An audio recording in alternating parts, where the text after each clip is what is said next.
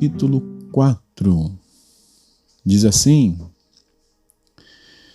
Quando Jesus soube que os fariseus tinham ouvido dizer que ele fazia e batizava mais discípulos do que João, se bem que Jesus mesmo não batizava, e sim os seus discípulos, deixou a Judéia, retirando-se outra vez para a Galiléia.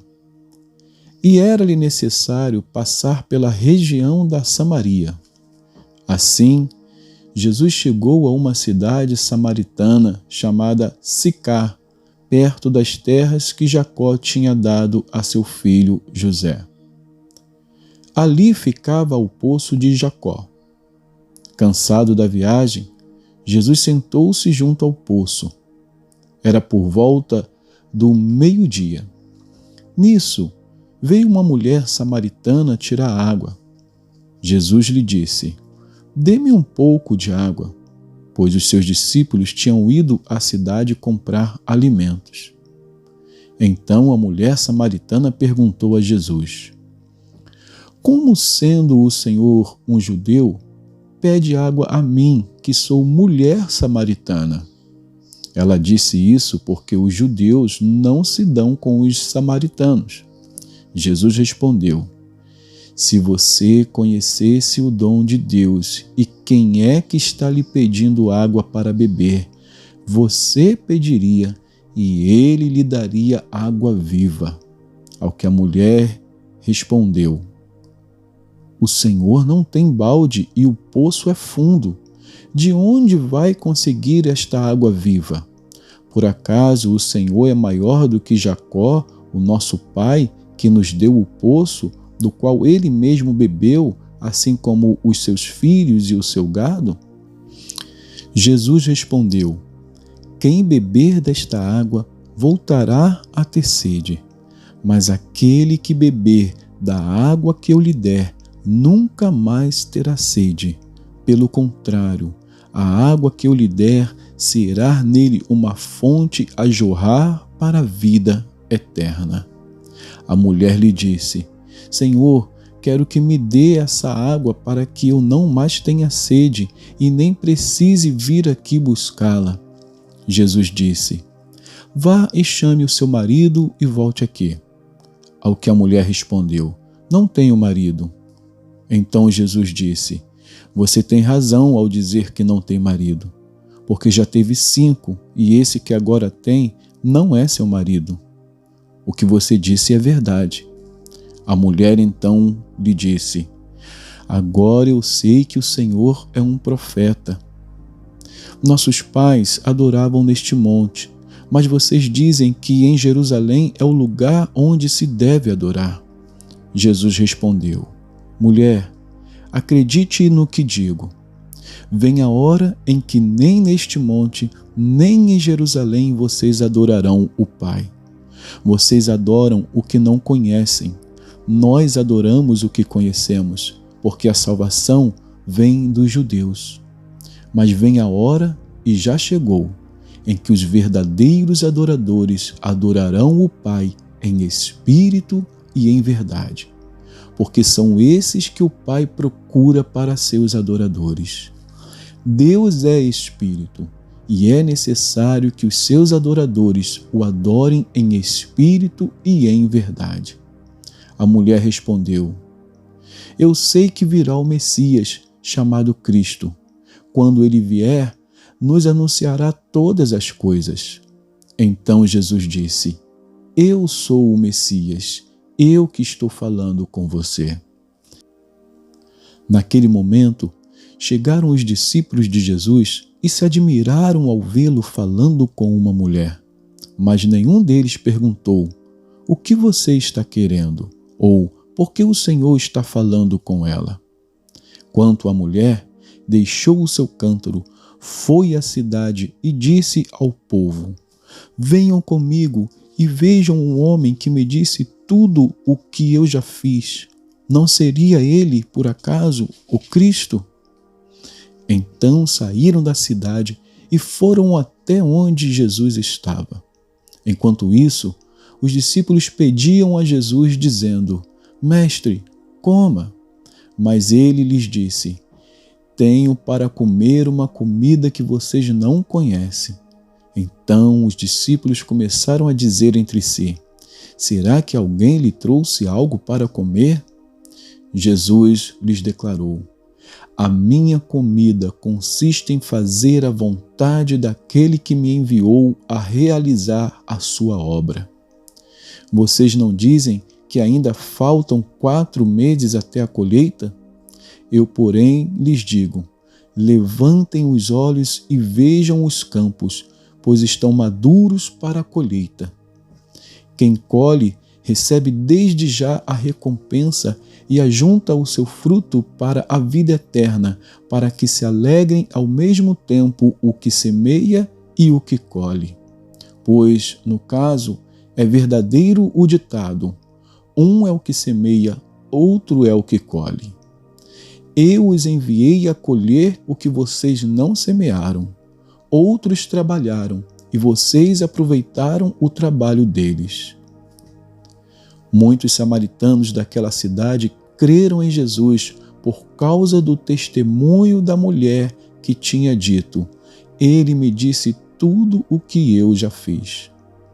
Quando, pois, os samaritanos foram até Jesus, pediram-lhe que permanecesse com eles, e Jesus ficou ali 2 dias.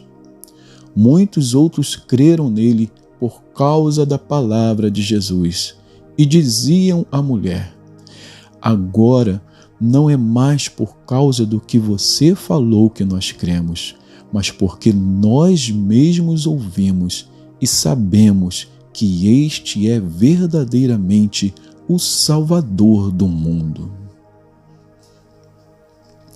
Passados 2 dias, Jesus saiu dali e foi para a Galiléia, porque o próprio Jesus testemunhou que um profeta não tem honra na sua própria terra.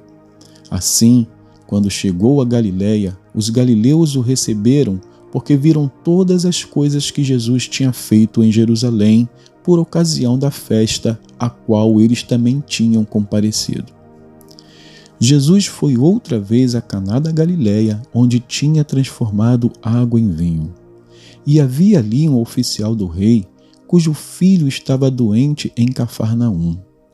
Quando ouviu dizer que Jesus tinha vindo da Judeia para a Galiléia, foi até ele e pediu-lhe que fosse curar o seu filho que estava morrendo. Então Jesus lhe disse: se vocês não virem sinais e prodígios, de modo nenhum crerão. O oficial pediu mais uma vez: Senhor, venha antes que o meu filho morra. Jesus respondeu: vá, o seu filho vai viver. O homem creu na palavra de Jesus e partiu. Quando já estava a caminho, os seus servos vieram ao encontro dele, anunciando-lhe que o seu filho estava vivo. Então perguntou a que horas o seu filho havia se sentido melhor. Informaram: ontem, à 1h da tarde, a febre o deixou. Com isso, o pai reconheceu que aquela era precisamente a hora em que Jesus tinha dito a ele: o seu filho vai viver. E ele e toda a sua casa creram. Este foi o segundo sinal que Jesus fez depois de ir da Judeia para a Galiléia. Vamos então a 2 Timóteo, agora no capítulo 2. 2 Timóteo 2. Diz assim: quanto a você, meu filho, fortifique-se na graça que há em Cristo Jesus. E o que você ouviu de mim na presença de muitas testemunhas, isso mesmo transmita a homens fiéis, idôneos para instruir a outros. Participe dos meus sofrimentos como um bom soldado de Cristo Jesus. Nenhum soldado em serviço se envolve em negócios desta vida, porque o seu objetivo é agradar aquele que o recrutou. Igualmente, o atleta não é coroado se não competir segundo as regras. O lavrador que trabalha deve ser o primeiro a participar dos frutos. Pense bem no que acabo de dizer, porque o Senhor dará a você compreensão em todas as coisas.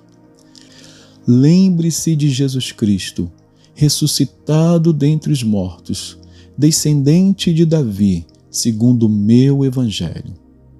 É por ele que estou sofrendo até algemas como malfeitor. Mas a palavra de Deus não está algemada. Por esta razão, tudo suporto por causa dos eleitos, para que também eles obtenham a salvação que está em Cristo Jesus, com glória eterna. Fiel é esta palavra. Se já morremos com ele, também viveremos com ele. Se perseveramos, também com ele reinaremos. Se o negamos, ele, por sua vez, nos negará. Se somos infiéis, ele permanece fiel, pois de maneira nenhuma pode negar a si mesmo. Relembre a todos essas coisas, dando testemunho solene diante de Deus, para que evitem brigas a respeito de palavras, pois isso não serve para nada, a não ser para prejudicar os ouvintes. Procure apresentar-te a Deus aprovado, como obreiro que não tem de que se envergonhar, que maneja bem a palavra da verdade. Evite igualmente os falatórios inúteis e profanos, pois os que se entregam a isso avançarão cada vez mais na impiedade. Além disso, a linguagem deles corrói como câncer. Entre esses estão Himeneu e Fileto, que se desviaram da verdade, dizendo que a ressurreição já aconteceu e estão pervertendo alguns em sua fé. Entretanto, o firme fundamento de Deus permanece, tendo este selo: o Senhor conhece os que lhe pertencem. E mais, afaste-se da injustiça todo aquele que professa o nome do Senhor. Ora, numa grande casa não há somente utensílios de ouro e de prata, há também de madeira e de barro, alguns para honra, outros, porém, para desonra. Assim, pois, se alguém se purificar destes erros, será utensílio para honra, santificado e útil ao Senhor, estando preparado para toda boa obra. Fuja das paixões da mocidade. Siga a justiça, a fé, o amor e a paz com os que, de coração puro, invocam o Senhor. Evite as discussões insensatas e absurdas, pois você sabe que elas só provocam brigas. O servo do Senhor não deve andar metido em brigas, mas deve ser brando para com todos, apto para ensinar, paciente, disciplinando com mansidão os que se opõem a ele, na expectativa de que Deus lhes conceda não só o arrependimento para conhecerem a verdade, mas também o retorno à sensatez, a fim de que se livrem dos laços do diabo que os prendeu para fazerem o que ele quer. Que Deus abençoe a porção da sua palavra.